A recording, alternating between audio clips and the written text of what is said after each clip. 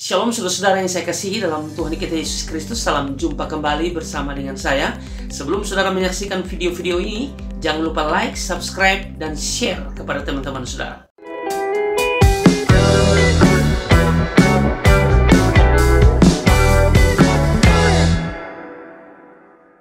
Beberapa waktu yang lalu ada seorang anak muda yang bertanya kepada saya tentang salah atau tidak menegur orang yang lebih tua. Dalam hal ini dia sedang menegur kakak rohaninya yang berbuat salah. Jangankan kakak rohani, pendeta sekalipun, atau mungkin orang tua, atau mungkin kakakmu yang melakukan kesalahan perlu ditegur.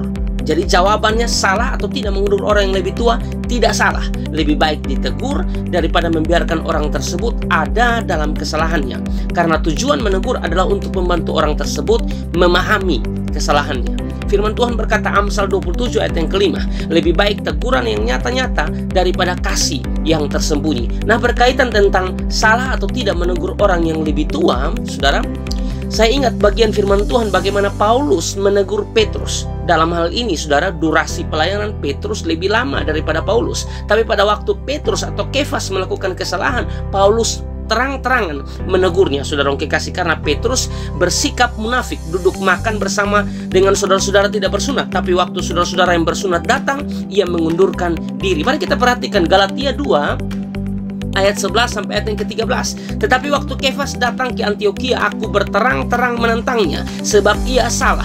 Karena sebelum beberapa orang dari kalangan Yakobus datang, ia makan sehidangan dengan saudara-saudara yang tidak bersunat. Tetapi setelah mereka datang, ia mengundurkan diri dan menjauhi mereka karena takut akan saudara-saudara yang bersunat. Ini penting untuk kita pelajari bersama-sama berkaitan dengan salah atau tidak menegur orang yang lebih tua. Perhatikan, dari sisi orang yang ditegur, siapapun Anda, mau orang tua kah, mau pendeta kah, mau lebih senior kah, kalau Anda salah, Anda harus menerima teguran itu. Jangan keras kepala, jangan menganggap junior tidak pantas tegur senior, jangan.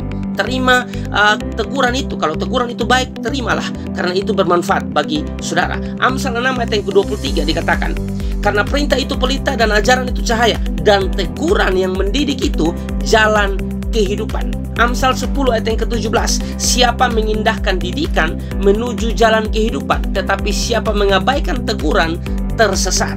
Amsal 13 ayat yang ke-18, kemiskinan dan cemooh menimpa orang yang mengabaikan didikan, tetapi siapa mengindahkan teguran, ia dihormati. Kata mengindahkan di situ artinya mempedulikan, memperhatikan, dan meresapkan. Amsal 29 ayat 1 dalam terjemahan bahasa Indonesia masa kini dikatakan, siapa terus membangkang kalau dinasihati, suatu waktu akan hancur dan tak dapat diperbaiki lagi. Dengan kata lain, tidak mau mendengar teguran sama dengan tinggal menunggu waktu untuk hancur. Tapi perhatikan di sini, saudara, dalam hal menegur ada beberapa hal yang perlu diperhatikan.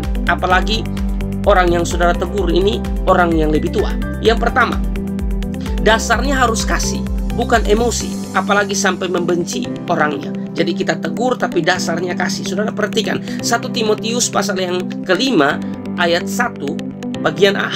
Janganlah engkau keras terhadap orang yang tua, melainkan tegurlah dia sebagai bapa. Nah, kalau sebagai bapa, ini sudah bicara bagaimana kita menegur dengan penuh hormat, dengan rasa hormat kepada orang tersebut.